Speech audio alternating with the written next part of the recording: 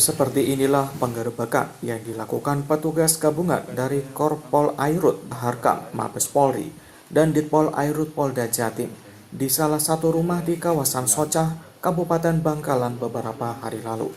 Rumah yang disulap menjadi laboratorium pembuatan bom ikan itu adalah rumah milik MB 43 tahun.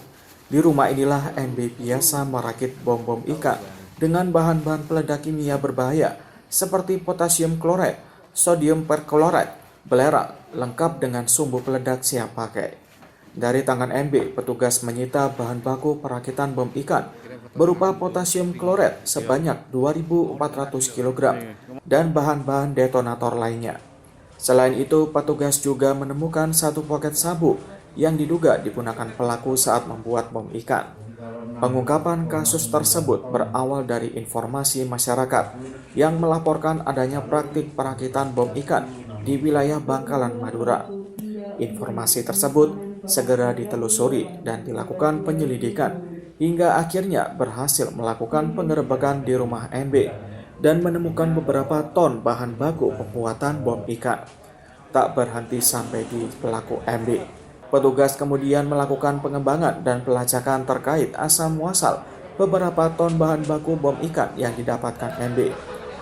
Hingga akhirnya petugas berhasil mendapatkan barang bukti potasium kloret sebanyak 9.350 kg dan sodium perkloret sebanyak 4.625 kg yang didapat dari sebuah perusahaan di kawasan Margomulyo, Surabaya.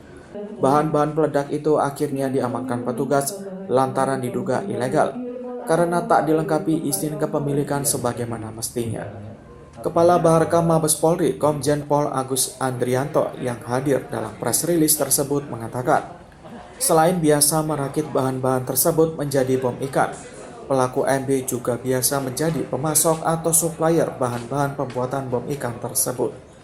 Pelaku MB biasa menjual bahan-bahan tersebut kepada seseorang di Makassar, Sulawesi Selatan. Untuk potasium kloret tersebut dijual dengan harga Rp35.000 per kilogram. Sedangkan sumbu detonator dijual secara terpisah dengan harga Rp20.000 per buah.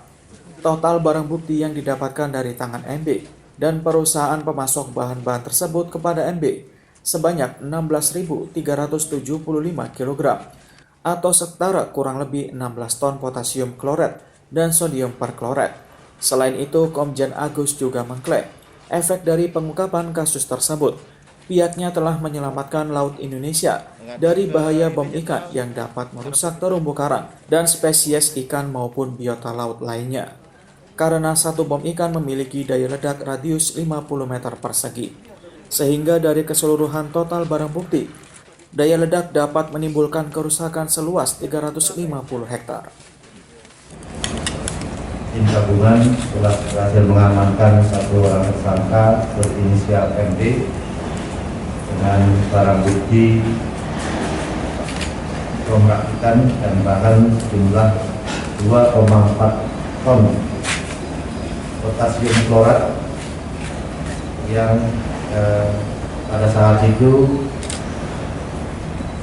sedang dilakukan perangkaian oleh tersangka MB di tempat tersebut. Pelaku bakal mempertanggungjawabkan perbuatannya lantaran dijerat pasal 1 ayat 1 Undang-Undang Darurat tentang bahan peledak dan atau pasal 122 Undang-Undang tentang Sistem Budidaya Pertanian Berkelanjutan dan pasal 127 ayat 1 Undang-Undang Narkotika dengan ancaman hukuman pidana lebih dari 20 tahun penjara. Farid Arman, Surabaya TV.